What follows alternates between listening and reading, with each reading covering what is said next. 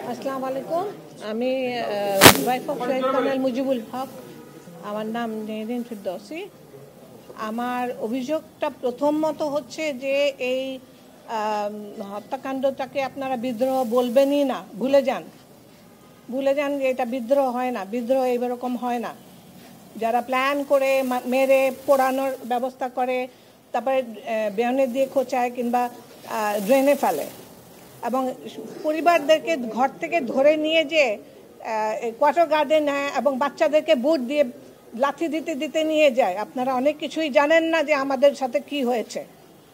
সুতরাং এটাকে পরিকল্পিত হত্যাকাণ্ডই বলবেন, হত্যাকাণ্ডই যেন হেডলাইন হয়, এটা আমার জোর দাবি। এবং এই বিচারের যেন সত্যতা বের হয়ে আসে এবং জনসমক্ষে। আমরা আজও জানি না, আমাদের সন্তানরাও জানে না যে কি কারণে ওনাদেরকে হত্যা করা হয়েছে। ওনাদের হত্যা করার জন্য একটা তো বিশেষ কোনো কারণ থাকতে হবে, ওনাদের কোনো অপরাধ তো থাকতে হবে। আর ওই সময় যে মিডিয়া, যে আরেকটা বড় একটা বিষয়, যে মিডিয়ায় মুন্নি সাহা বলেন কিংবা অন্যান্য মিডিয়ায় যারা এটিএন ছিলেন, তারা যে অনুযোগটা দিয়েছেন সেটা আমি লিখিত জানতে চাই যে এটা সত্যি কি না। এটা সত্যতা প্রমাণ করে আমাকে দেখাতে হবে।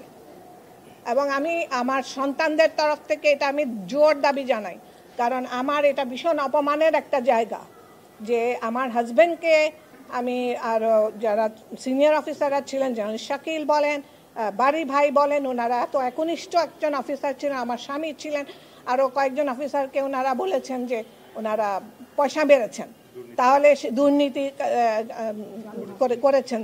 তো দুর্নীতির তো থাকবে, নথিপত্র তো থাকবে নিশ্চয়ই, তাই না? তাহলে আপনারা বের করেন সেটা। ইনভেস্টিগেটরদেরকে আমি আবারও ইনভেস্টিগেশন, এটা যেন রিইনভেস্টিগেশন হয়, যেটা সত্যটা বের হয়ে আসবে সবার, প্রত্যক্ষ এবং পরোক্ষভাবে যারা জড়িত তাদের সম্বন্ধে জানতে পারবে জনসাধারণ।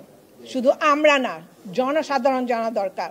কারণ এই ঘটনা দেশের সার্বভৌমত্ব নষ্ট করার একটা পরিকল্পনা, শুধু বাহিনী নষ্ট করা নয়, আমাদের দেশে তুখর কিছু অফিসারদেরকে মেরেই কিন্তু তারা শান্ত হন নাই। তার সাথে সাথে কিন্তু অনেকগুলো পরিবারের সদস্য এবং আশেপাশে তাদের সাথে জড়িত যতজন সাহসীরা ছিলেন তাদেরও কিন্তু হত্যা করা হয়েছে, মনে রাখবেন। এবং তারা ইসে থেকে আসে নাই। এটা কোন সরকার করেছে এটা তো ইয়ে করবে, ইনকোয়ারি কমিশন হোক আর যেটাই হোক, তারা বের করবেন।